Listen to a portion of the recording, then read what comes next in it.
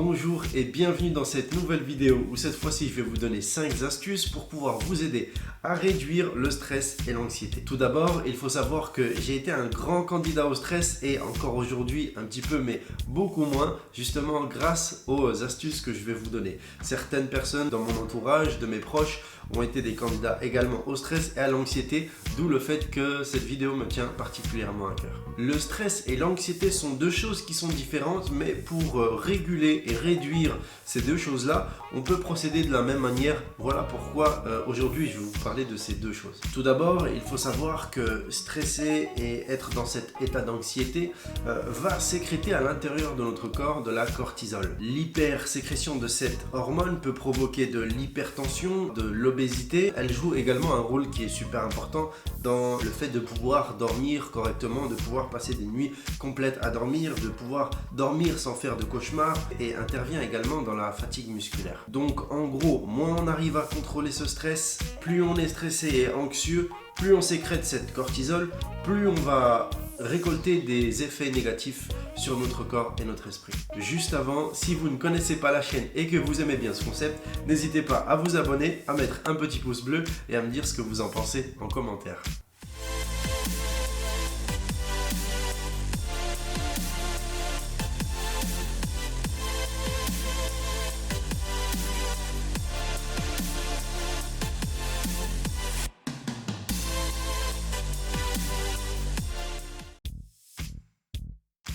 Donc, l'astuce numéro 1 va être centrée sur la respiration. Il faut savoir que les exercices de respiration permettent de libérer et son esprit et son corps. Super important parce que tout passe par la respiration.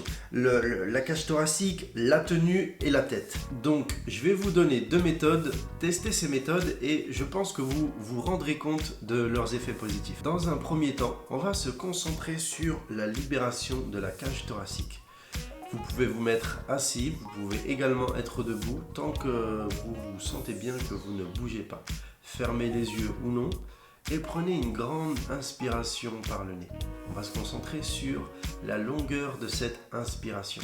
Inspirez très longtemps par le nez, retenez votre respiration pendant 5 secondes et ensuite vous pourrez expirer par la bouche. Le but, il est de venir ouvrir un maximum sa cage thoracique par le biais de l'inspiration longue. Donc, vous devez inspirer très longtemps par le nez. Vous ressentez cette libération et cette ouverture de votre cage thoracique. Vous retenez votre respiration pendant 5 secondes et puis vous pourrez expirer par la bouche pendant 5 secondes. À travers l'ouverture de cette cage thoracique, on viendra libérer son cœur, ses poumons dans sa poitrine, on viendra libérer également son cerveau et son esprit de cette impression de compression. Exercice numéro 2. Il va s'agir d'inspirer pendant 5 secondes par le nez, puis retenir sa respiration 5 secondes et cette fois-ci expirer le plus longtemps possible en sortant un tout petit filet d'air. Le but, il est de venir augmenter le temps d'expiration. Vous inspirez donc par le nez pendant 5 secondes, retenez votre respiration également 5 secondes et cette fois-ci expirez le plus longtemps possible en sortant un tout petit filet d'air de votre bouche. Vous pouvez fermer les yeux ou non et comme tout à l'heure, soyez dans un espace calme, assis ou debout. Dans cet exercice, le fait d'expirer longtemps va vous permettre de relâcher et de faire évacuer toutes les tensions qui sont négatives, les ondes que vous ressentez et qui sont négatives. Ces exercices sont à réaliser autant de fois pour que vous vous sentiez mieux au moment opportun. D'après mes recherches et selon mon vécu, 5 minutes par jour de ces exercices de respiration vous permettront de vous ressentir beaucoup mieux et d'avoir cette sensation d'apaisement. Astuce numéro 2. Dormir des nuits complètes. Le sommeil est beaucoup plus important qu'on ne le pense pour plein de choses et notamment pour le stress et l'anxiété. Avoir passé une nuit où on n'a pas beaucoup dormi va agir sur votre stress, sur votre anxiété, sur votre colère, sur votre impulsivité, sur vos humeurs, vos émotions. En bref, il faut pouvoir passer des nuits complètes pour se sentir bien. Quand je dis nuit complète, c'est quand on a dormi entre 6 et 8 heures. Les médecins préconisent généralement 8 heures, mais ça dépend des personnes. En bref, pour bien récupérer et faire évacuer le stress accumulé dans la journée, veillez à passer des nuits où vous dormez correctement. Et si vous n'avez pas assez dormi, n'hésitez pas à vous octroyer une demi-heure ou une heure de sieste dans votre journée. Astuce numéro 3. C'est un travail qui, selon moi, est très important, que j'ai expérimenté personnellement et qui s'appelle la visualisation. La visualisation permet plusieurs choses, notamment de se recentrer et se concentrer sur le moment présent. Peu importe où vous êtes, que vous ayez les yeux fermés ou non, qu'il y ait du bruit ou non, que vous soyez chez vous ou au travail, cet exercice vous demandera de la concentration, du temps, mais vous aidera. La visualisation renforce votre bien-être. Elle renforce également votre capacité à vous maîtriser et elle va stimuler votre organisme. Je vous explique. Vous allez simplement faire travailler votre imagination, car on travaille avec l'imagerie mentale. Visualisez un endroit où vous aimeriez vous sentir et où vous vous sentez en sécurité. C'est-à-dire que un endroit où vous allez avoir une sensation de bien-être, où vous allez vous sentir en sécurité, protégé, où des choses positives, des ondes positives, de l'énergie positive circulent en vous et autour de vous. Cet endroit, il va être hyper important, car que vous soyez en crise d'angoisse par exemple, en crise de panique, de colère, dans une situation de stress ou d'anxiété énorme, vous allez penser à cet endroit et vous recentrer sur ce que vous ressentez quand vous êtes dans cet endroit. La visualisation, à ce moment-là, elle interviendra pour apaiser votre esprit et apaiser votre cerveau et votre corps. À chaque fois donc que vous êtes dans une situation où vous ne vous sentez pas bien, pensez à vous poser, à penser à cet endroit et ressentez toutes ces choses positives et tout ce calme qu'il y a autour de vous et cette sérénité qui va venir vous prendre et vous calmer. J'ai compris l'importance de la visualisation sur mon corps et sur mon esprit à partir du moment où j'ai fait un exercice que je vais vous faire, que je vais vous demander de faire. Simplement, c'est très, très rapide. Pensez à une pomme. Une pomme, par exemple, une pomme verte qui est très acide. Pensez-y. Pensez à la texture de cette pomme, si elle est douce, si elle est plutôt rugueuse.